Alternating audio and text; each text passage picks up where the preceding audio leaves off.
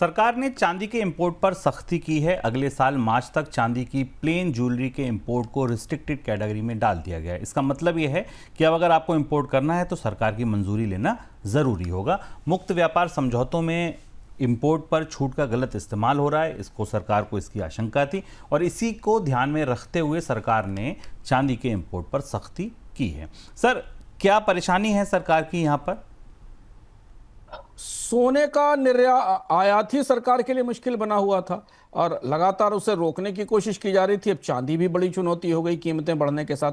चांदी की मांग दो तरह से भारत में बढ़ रही। पिछले साल भी चांदी का इंपोर्ट करीब करीब 7,000 टन के आसपास था। अभी जो ताजे आंकड़े आए उसके हिसाब से 4-4,500 टन का आंकड़ा मिल चुका है। दो बड़ी दिक्कतें चांदी के एक्सपोर्ट में आ रही हैं। एक तो ये है कि चांदी का बड़ा आयात एफटीए के जरिए हो रहा है, जहां पर ड्यूटी बेहद कम है और चांदी बाजार में लाई जा रही। और दूसरी बड़ी बात यह कि चूंकि चांदी एक इंडस्ट्रियल मेटल है और चांदी की कीमतों में लगातार तेजी दिख रही है, इसलिए जो इंडस्ट्रियल इस्तेमाल करने वाले लोग हैं, इलेक्ट्रिसिटी, सोलर पैनल्स और बाकी उद्योग हैं, वहां चांदी की स्टॉकिंग बढ़ रही है क्योंकि आने वाले समय में कीमतों में बढ़ोतरी की संभावना है। तो जिस भी कीमत पर चांदी मिल रही है उसे रोका जा रहा है। सरकार इसका इंपोर्ट पूरी तरह रोक भी नहीं सकती क्योंकि इसका अपना इंडस्ट्रियल सिग्निफिकेंस भी है, लेकिन जिन रास्तों के जरिए सिल्वर ज्वेलरी लाई जा रही थी, खासतौर से एफटीए के रास्ते, जो प्लेन सिल्वर ज्वेलरी का इंपोर्ट हो रहा था, अप्रैल से जून के दौरान इसका जो आंकड़ा आया उसने सरकार को चौंकाया है और उसके बाद उसे रोकने की, उसे सीमित करने की कोशिश की गई है। पर सोने में तेजी है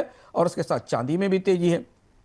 एक और महत्वपूर्ण घटनाक्रम जो पिछले दिनों में दिखाई दिया था वो ये था कि ईटीएफ में भी निवेश बढ़ रहा है। चांदी के ईटीएफ भी बहुत अच्छा परफॉर्म कर रहे हैं। तो कुल मिलाकर दोनों महत्वपूर्ण मेटल्स की, दोनों प्रेशियस मेटल्स की मांग भारतीय बाजार में बनी हुई है। सरकार एक सीमा से अधिक इंपोर्ट नहीं रोक सकती, नहीं, कीमतें और ज्यादा बढ़ने की संभावना है।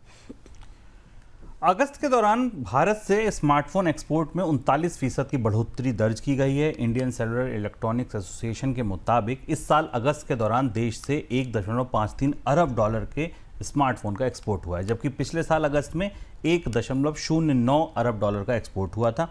इस दौरान अमेरिका को भी स्मार्टफोन का एक्सपोर्ट बढ़ा है। हालांकि अमेरिका को कुल एक्सपोर्ट में गिरावट देखने को मिली है।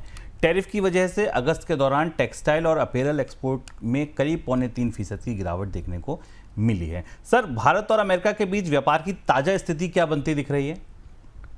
ताजा स्थिति तो थोड़ी चौंकाने वाली और चिंताजनक है क्योंकि मई के बाद के जो आंकड़े अगस्त तक के आए हैं उसमें अगर आप पूरा आंकड़ा देखें तो भारत का जो अमेरिका को एक्सपोर्ट है उसमें काफ़ी सब्सटेंशियल कमी आई है। 40% के आसपास की कमी है। अगस्त के जो आंकड़े मई की तुलना में दिखाई दे रहे हैं उनमें हमें बड़ी कमी दिख रही। स्मार्टफोन में मंथली आधार पर बढ़ोतरी हुई, पर स्मार्टफोन एक बड़ा एक्सपोर्ट था जिसमें हमें गिरावट आती दिखाई दी है। और इसके अलावा भी जो बाकी प्रोडक्ट्स हैं, जैसे टेक्सटाइल्स हैं, गारमेंट्स हैं, बाकी इलेक्ट्रॉनिक्स प्रोडक्ट्स हैं, उनमें भी, उनकी निर्यात में भी कमी आई है। फार्मास्यूटिकल्स भी, हालांकि फार्मास्यूटिकल पर कोई टैरिफ नहीं आया, इलेक्ट्रॉनिक्स पर भी कोई टैरिफ नहीं आया, लेकिन जो जनरल सेंटीमेंट है निर्यात का अमेरिकी बाजार को, वो गिर रहा है। तो अभी और आने वाले दिनों में अगर ये टैरिफ का मामला हल नहीं होता और अमेरिका और भारत के बीच कोई संधि नहीं होती तो अमेरिका को होने वाले निर्यात में आने वाले दिनों में और कमी हो सकती है।